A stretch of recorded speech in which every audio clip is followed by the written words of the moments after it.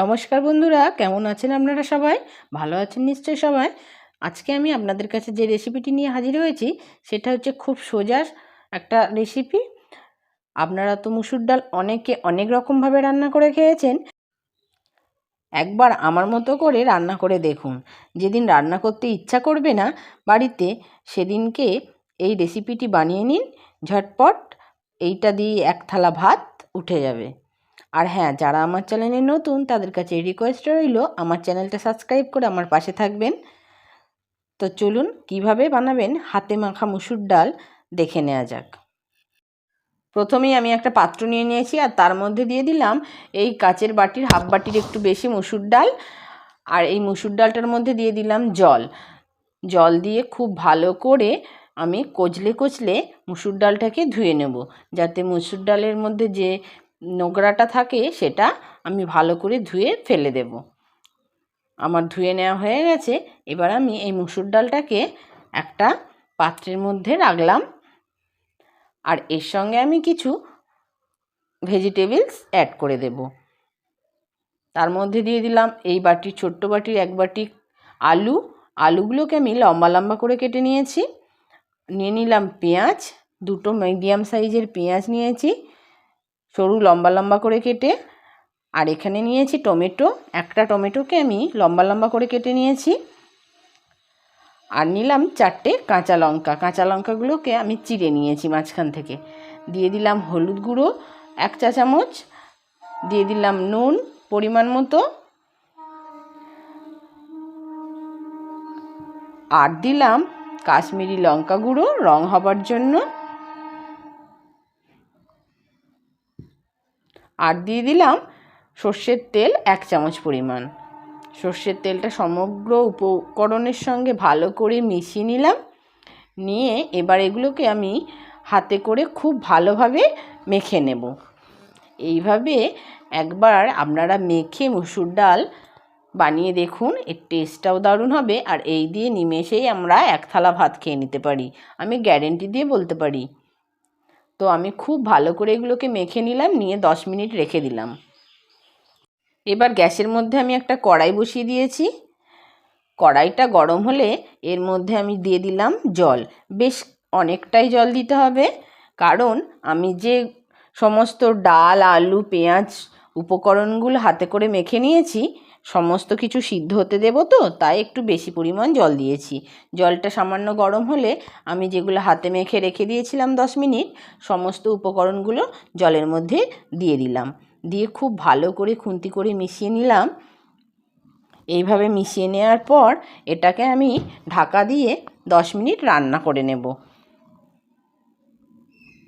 10 minute আমার হয়ে গেছে। এবার চলুন ঢাকাটা খুলে দেখি কতটা সিদ্ধ হয়েছে ডাল আর অন্যান্য সবজিগুলো। জলটা আমার অনেকটাই কমে গেছে আর ডালটাও অনেকটা সিদ্ধ হয়ে গেছে। 90% সিদ্ধ হয়ে গেছে, আর 10% মতো বাকি রয়েছে। আমি আলুগুলোকে চিপে চিপে দেখে নিচ্ছি, এগুলোও সিদ্ধ হয়ে গেছে। এবার ডালটাকে আমি একটা পাত্রের মধ্যে ঢেলে রাখলাম। কড়াইটা খুব ভালো করে ধুয়ে আবার গ্যাসের ওভেনের মধ্যে বসিয়ে দিলাম। আর এতে দিয়ে দিলাম 1 চামচ পরিমাণ সর্ষের তেল। আর ফোড়নের জন্য দিয়ে দিলাম সামান্য কিছু গোটা জিরে আর একটা শুকনো লঙ্কা। তেলটা গরম হয়ে গেলে গোটা জিরে আর শুকনো লঙ্কা ফোড়নটা একটু কড়ার মধ্যে ভালো করে নেড়ে নিলাম। আর এর মধ্যে দিয়ে দিলাম রসুন বাটা। কিছুটা রসুন আমি থেতো করে রেখেছিলাম।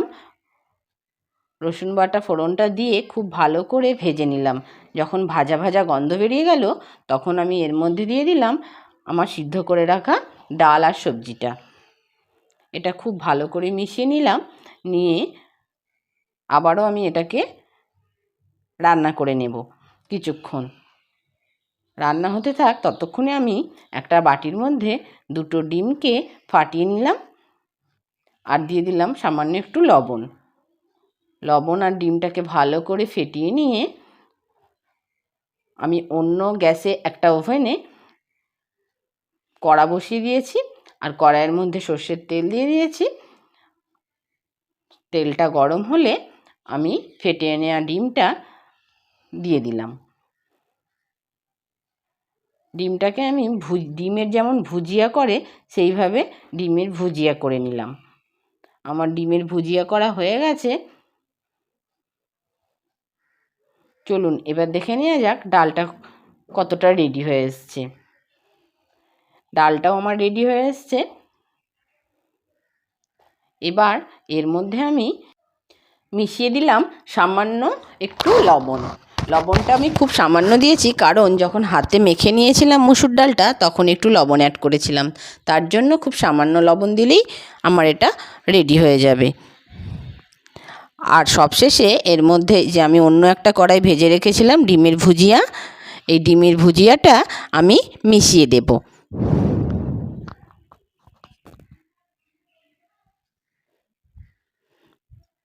খুব ভালো করে আমি সমস্ত কিছুর সঙ্গে ডিমের ভুজিয়াটা মিশিয়ে নিলাম।